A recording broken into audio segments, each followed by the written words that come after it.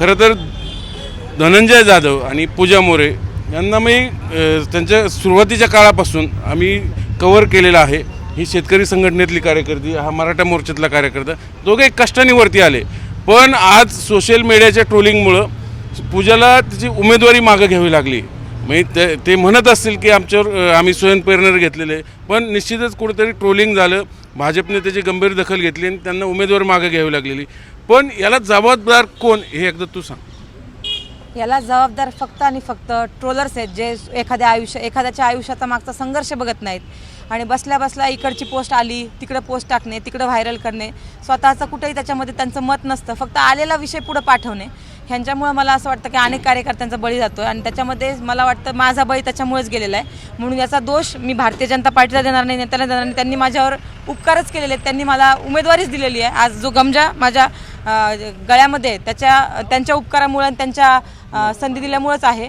परंतु हे जे ट्रोलर्स आहेत त्यांनी असं वातावरण पेरलं गेलं की बाबा जी महिला भारतीय जनता पार्टीच्या विचाराची नाही आहे, तिला जर तुम्ही उमेदवारी देणार असाल तर आम्ही सगळे तुमचे बाकीचे सीट्स त्याच्या ठिकाणी हलवू, असं एक वातावरण निर्माण झालं. आणि मलाच वाटलं की असं होता कामा नये, माझ्या एकटीमुळे बाकी सीटांना धोका निर्माण होता कामा नये, म्हणून मी हा निर्णय घेतला. तुम्ही माघार घेताना तुमच्यावर काही राजकीय दबाव होता का? नाही, बिलकुल राजकीय दबाव नव्हता. सर्वस्वी निर्णय हा माझा होता. मला जाणीव होती की देशातला एक नंबरचा पक्ष आहे, त्याची आपल्याला उमेदवारी मिळालेली आहे. परंतु भारतीय जनता पार्टी शिकवते की पहिले देश, नंतर पार्टी आणि नंतर स्वतः, हा जो अजेंडा भारतीय पार्टीने घालून दिलेला आहे त्याच्यामध्ये मी देश पहिले ठेवला. पहलगामच्या प्रकरणात पार्टी नंतर ठेवली आणि स्वतःच अंतिमतः. असं आहे तुमचे हे जुने व्हिडिओ आज नाही ट्रोल होत, गेली वर्षभर ते ट्रोल होत आहेत. त्यावेळेस तुम्ही त्यावेळी खुलासे केलेले, हे भाजपला सगळं माहिती आहे. मग आत्ताच अशी काय वेळ आली की तुम्हाला तरी उमेदवारी मागे घ्यावी लागली? तुम्ही म्हणताय ठीक आहे भाजपने आमच्यावर दबाव नाही टाकला, तुम्ही म्हणताय की विरोधी पक्षाने हे सगळं घडून आणलं, पण भाजप का नाही समजून घेऊ शकलं तुम्हाला? भाजप समजूनच घेत होतं, परंतु निकाल हा खूप म्हणजे लांब नाही आहे. 16 तारखेला आहे आणि 16 तारखेला ह्या आपल्या मुवमेंटमुळं जर भारतीय जनता पार्टीची सत्ता गेली असती किंवा त्याच्याकडे त्यांना हादरा बसला असता तर हे पाप मी पचवू शकले नसते. आणि म्हणून मला असं वाटलं एका जागेवर आपण त्याग करू शकलो तर हरकत नाही, पण बाकीचे सीट्स निवडून आले पाहिजे, म्हणून मी भूमिका घेतली. खरं तर परस्पर विरोधी विचारसरणीतून भाजपात आलेले तुम्ही पहिले नाही आहेत. यापूर्वी अनेक लोक आले, इथं सामावून गेले, पुनर्वसन झालं, मग तुम्हालाच का टार्गेट केलं जातं? चळवळीतून आले म्हणून काय सर, ह्याच्यामध्ये काय, चळवळीमधून मी आलेली आहे, गरीब घरची मुलगी आहे. असे खूप कमी लोक जातात आणि आम्ही ज्यांच्या विरोधात लढतो ती सगळीच प्रस्थापित मंडळी आहे. ह्या प्रस्थापित मंडळी पैशाचा मोठा वापर करून त्याचे निगेटिव्ह कमेंट्स, फेसबुकची एक यंत्रणा उभारलेली असते आणि मी आता अनेक विविध पक्षांच्या विरोधात तुम्हाला टार्गेट कोणी केलं? नाव विरोधी पक्षामध्ये लढलेली. ह्यावेळेस मला राष्ट्रवादी काँग्रेस पार्टी, अजित पवार गटाकडून टार्गेट करण्यात आलेलं आहे आणि त्यांनी त्यांची सगळ्या प्रस्थापितांनी त्यांची यंत्रणा वापरली आणि त्यांना हे सहन होत नाही हो की सामान्य घरची मुलगी देशातल्या एक नंबरच्या पक्षाची उमेदवारी आणते आणि आपल्या विरोधामध्ये उभा राहते. 8 महिन्यात आलेली पोरगी लग्न करून, हे त्यांना न पचणार आहे. आणि मला असं वाटतं की हे मोडीत काढण्यासाठीच आम्ही राजकारण. भाजप बळी पडले हे सगळे? भाजप बळी पडलं नाही, भाजप बिलकुल बळी पडलं नाही. भाजपने उमेदवारी दिली ना, आमचं कर्तृत्व बघून दिली, आमचा सर्वे बघून दिली, आमचं काम बघून दिली, आमचं विचार बघून दिली. मला असं वाटतं त्याच्यामध्ये यापुढे भाजपात राहणार, संघ परिवारासोबत काम करणार, त्यांचे विचार समजून घेणार आणि हिंदुत्वासाठी काम करणार. खरं तर तुम्ही ज्या अजित पवारांच्या पक्षावर आरोप करतात त्या अजित पवारांना तुम्ही तिकीट मागायला गेला होता असंही करू? नाही, मी तिकीट मागायला गेलो नव्हतो. मुळात हे सगळं प्रकरण जे घडलं ते प्रभाग क्रमांक 1 मधल्या पूजाताई ज्यांच्या विरोधामध्ये तयारी करत होत्या त्या नगरसेविकेचे पती म्हणजे चंद्रकांत टिंगरे यांच्याकडनं ते प्रकरण घडलं. चंद्रकांत टिंगरेंनी काही लोक हाताशी धरून या ठिकाणी येऊन पत्रकार परिषद घेतली, त्या लोकांना बळ दिलं आणि त्यानंतर हे सगळं वातावरण सुरू झालं. त्यामुळं ही सगळी प्रक्रिया घडली आणि चंद्रकांत टिंगरे हे दुसऱ्या पक्षात होते. त्या ठिकाणी सतीश मस्के खूप चांगल्या पद्धतीची तयारी करत होते. चंद्रकांत टिंगरेंच्या पत्नीला उमेदवारी मिळाल्यामुळं सतीश मस्केंवरती अन्याय झाला आणि सतीश मस्केंवरती अन्याय करू नका, माझ्यावर तिकडं जर मला उमेदवारी मिळत नाही तर सतीश मस्केंना उमेदवारी द्या, चांगला कार्यकर्ता आहे, त्यांच्या PCSला उमेदवारी द्या, तो निवडून येईल. या मतासाठी आम्ही एकत्रित विचार करून गेलो. तुम्ही प्रभाग क्रमांक 1 मधून तयारी केली होती सगळी, मग 2 कसं काय? हे कोणी घडवलं? आमच्या प्रभाग क्रमांक 1 मधल्या तयारीचा इफेक्ट हा 2 वरती होता, म्हणून उमेदवारी मिळाली. आमच्या प्रभागाचे अध्यक्ष साधारणतः या ठिकाणी आहेत किंवा ज्यांना उमेदवारी होते ते सुभाषदादा या ठिकाणी आहेत. त्या सगळ्यांनी मान्य केलं की यांनी 1 मध्ये केलेलं काम, 1 मध्ये विकास कामं केलेली काम. त्याचबरोबर मी 2 नंबरच्या प्रभागामध्ये देखील माझ्या 70 ते 80 लाख रुपयाचं आज बजेट आहे. मी नगरसेवक नसताना 1 मध्ये साधारणतः 4 कोटी 20 लाखाची कामं केलीत, 80 लाखाची कामं माझी 2 नंबरच्या प्रभागामध्ये आहेत. त्यामुळे ह्या विकास कामांना, या सगळ्या गोष्टींना मी कामं केल्यामुळे मला 2 नंबरमध्ये पत्नीसाठी त्यांनी शिफ्ट केलं. खरं तर राजकारणात विरोधकांकडून असे फंडे वापरणं नवीन नाही, याचाही तुम्हाला अंदाज असणार. थोडी घाई स्पीड कुठेतरी अडचणीत आली सगळं. मान्य करावं लागेल, आमचं स्पीड आणि आमची घाई आम्हाला नडली. कार्यकर्त्यांनी काम करावं, परंतु ते प्रमाणात करावं, म्हणजे तो कार्यकर्ता उपजरीलाच येणार नाही किंवा तो फुलणारच नाही अशी प्रस्थापितांची इच्छा असते. आणि आम्ही कार्यकर्ता कसा येऊ शकतो आणि प्रभावात सर्वे तिकिटात सगळं कसं येऊ शकतो हे दाखवून दिलं.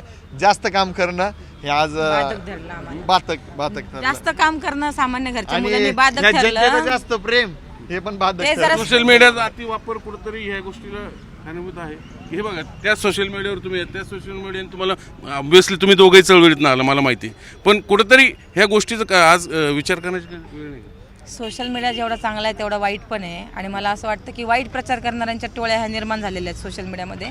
त्या एखाद्याचं आयुष्य उद्ध्वस्त करतात. त्यांना फक्त आव्हान करेल की ते करत असताना एकदा नाही का त्यांच्या पूर्ण आयुष्याचा आपण अभ्यास करावा. एका पोस्टने कुणाचं आयुष्य उद्ध्वस्त होणार असेल तर हे करू नका. तुम्हाला म्हणजे एक दिवस झोप लागेल, परंतु ह्याचा अंत कुठतरीच वाईट होईल आणि नंतर सामान्य घरची मुलं राजकारणात येणार नाहीत, हो तिथपर्यंत जाणार नाहीत. मग ह्याच्यामध्ये सामान्यच बळी जाणार. आणि तुम्ही जे ट्रोल करणार आहेत फेसबुक चालवताना तुम्ही सामान्य घरचेच मुलं आहेत ना. एवढं सगळं मोठा निर्णय घेताना, माघार घेताना ऑब्व्हियसली संभाजी महाराजांशी तुम्ही किती कनेक्ट आहात मला माहिती. लग्नही त्यांनी लावून दिले, त्यांच्याशी बोलणं झालं का? बिलकुल झालं, बिलकुल. म्हणजे आम्ही आमच्या आयुष्यातला प्रत्येक निर्णय हा छत्रपती संभाजीराजांना विचारून घेतो. भाजपने जाण्याचा घेतला नाही, तो तिचा व्यक्तिगत होता, परंतु राजे थांबावं लागतंय. राजे निर्णय नाही उलट योग्य होता. भाजपने संधी दिली. आज उमेदवार असणारे किंवा निवडून येतील त्यांच्यापेक्षा जर चर्चा कोणाची जास्त झाली असती, सकारात्मक काम कोणी केलं असेल, लोकांची फळी जास्त कोणामागे उभी राहिली असेल, नगर नवसेवक न होता प्रभागाचा विकास जर कोणी केला असेल त्यामध्ये नक्कीच पूजा जाधव यांचं नाव चर्चा झाली सगळं, पण फटका तर बसला ना शेवटी. करिअर सुरुवातीलाच अशा पद्धतीचं स्पीड ब्रेकर लागणं हे या पुण्याने अनेक असे नेते बघितलेले आहे. अनेकांच्या आमदारक्या नाकारल्या गेल्या, अनेकांच्या खासदारक्या नाकारल्या गेल्या, त्या आम्हाला आदरणीय आहेत, ते वरती गेले. या सगळ्या गोष्टीमध्ये पक्ष नेतृत्व लक्षात ठेवतो. पक्षाची प्रामाणिक हाच सल्ला दिला राहील. याच्या पूर्वी काय पक्षप्रवेश झाले हे सगळं जनतेने सोडून द्यावं. इथून पुढे ती भाजपमध्ये प्रामाणिक राहील आणि नक्की तिला पक्ष नेतृत्व संधी देईल, पुण्याचं नेतृत्व संधी देईल हा आशावाद ठेवतो. धन्यवाद. तुमचं काय? माझं काय, मी छत्रपती संभाजीराजांसोबत आहे, राहील. ज्यावेळेस आम्ही जर लग्न केलं होतं त्यावेळेस आमचं राजकीय पार्श्वभूमी आमची लग्नाच्या आधीची आहे. अनेकांची लग्न नवरा बायको म्हणून राजकीय पार्श्वभूमी ही नंतरची असते आणि नंतर ते एकत्रितपणे घडवलं जातं. पण ज्यावेळेस आम्ही नवरा बायको झालो ना त्यावेळेस नाही का आमची दोघांची राजकीय पार्श्वभूमी वेगवेगळी होती. त्यावेळेस आमचं ठरलं होतं की आपण नवरा बायको म्हणून एकत्र आहोत, परंतु तुझी विचारधारेने तू चाल, मी आडवा येणार नाही, आणि माझ्या विचारधारेने मी चालेल. आणि म्हणून आम्ही फक्त काम करणारे आहोत. एकत्रित आल्यानंतर काहीतरी समाजासाठी चांगलं करू शकतो म्हणून आम्ही एकत्र आलेलो आहोत. आणि म्हणून ज्या मुली पहिल्या राजकारणामध्ये येतात त्यांना त्याच पक्षातला नवरा भेटेल, त्याच विचारधारेचा नवरा भेटेल हे नाही भेटत. आणि भेटल्यानंतर पण तो त्याच पक्षात राहील आणि ती त्याच पक्षात राहील असं पण काही नाहीये. महाराष्ट्रामध्ये अनेक उदाहरणं आहेत. मुद्दा असा आहे, पाशा पटेल सारखे लोक जे शेतकरी चळवळीत ना ते भाजपात सामावून गेले, आता बऱ्यापैकी पदं भोगतात. मग पूजा मोरेलाच मी आता मोरे म्हणतो कारण तुझं माहेरचं आडनाव मोरे आहे, इकडचं जाधव आहे, पण पूजा मोरे जी शेतकरी संघटनेत चळवळीतनं कार्यकर्ती पुढे आलेली आहे, तिला हा परिवार का सामावून घेत ना? परिवार घेतोय सामावून. तुम्ही पुन्हा पुन्हा तीच गफलत करताय सर. मी स्वतः निर्णय घेतलाय हा की भारतीय जनता पार्टीमध्ये येत असताना माझ्यावर कोणता डाग असायला नको. माझ्या राजकारणाची ही सुरुवात आहे. माझा पहिला दिवस आहे भारतीय जनता पार्टीमधला आणि 16 तारखेला म्हणजे 16व्या दिवशी सगळा निकाल लागणार होता आणि त्याच्यामध्ये जर काही झालं असतं तर माझ्यावर शिंतोडे यायला नको. म्हणून आपण 2 पावलं मागं आल्यानंतर काही होणार नाही म्हणून मी हा निर्णय घेतलेला आहे. माझ्या हातामध्ये आयुष्य आहे. मी काम करणारी मुलगी, मी घरी बसणार नाही. थोडं वाट बघायला लागेल मला. देवेंजींनी तुम्हाला प्रवेश दिलेला आहे, त्यांच्याशी बोलणं झालं एवढं मोठं? हो, आम्ही निर्णय झाल्यानंतर त्यांना सांगितलं की साहेब म्हटले होते की उमेदवारी दिली आहे, भेटत नाही उमेदवारी, तुला दिली आहे, तुझ्यावर विश्वास ठेवला आहे, तू केलं पाहिजे. पण मी सांगितलं साहेबांना की साहेब माझ्या एकटीचा विचार करून मला चालणार नाही. पहलगामसारख्या विषयामध्ये माझ्यावर आरोप होत आहेत, ते मला एकदा क्लिअर करू द्या. आणि भारतीय जनता पार्टी सांगते की पहिले देश, नंतर पार्टी आणि नंतर स्वतः. मी हा विचार कायमस्वरूपी ठेवते साहेब, तुम्ही आशीर्वाद द्यावा. थेट वरच्या कनेक्शनमुळे स्थानिक नेतृत्वाने कुठेतरी हे सगळं घडून आलं नाही. स्थानिक नेतृत्वाचा सुद्धा एक स्थानिक स्वराज्य संस्थेच्या ज्या निवडणुका होतात त्याचे ते तिकीट वाटप होतात, त्याच्यामध्ये स्थानिक लेवलच्या नेत्यांना विचारात घेतल्याशिवाय कुठली प्रक्रिया वरतून होत नाही. त्याच्यामुळे ही जी प्रक्रिया माझी तिकिटाची झाली याच्यामध्ये सगळ्यांना विश्वासात घेऊनच त्या ठिकाणी तिकीट मला भेटलेलं. जबाबदार कोणाला? ट्रोलर्सला, ज्यांना कळत नाही की बाबा सामान्य घरून मुलं कसं राजकारण करतात, कसं पुढे जातात, काय वेदना असतात. खरं तर हे दोघंही लढाऊ कार्यकर्ते, पण आज राजकीय बळी गेलाय हेच वास्तव आहे. जबाबदार कोण त्यांनी सांगितले, पण याचं खरं तर आत्मपरीक्षण करण्याची गरज आहे. सोशल मीडियात आपण किती गंभीरतेने घ्यायचं. आज एका नव्या उमेदवारी लढणाऱ्या तरुणीची उमेदवारी मागे घ्यावी लागली. याचं कुठेतरी हे सगळं उशिष्ट साकल्याने विचार होण्याची गरज. व्हिडिओ जर्नलिस्ट विकी कांबळेसह चंद्रकांत पुंदे, झी मीडिया, पुणे.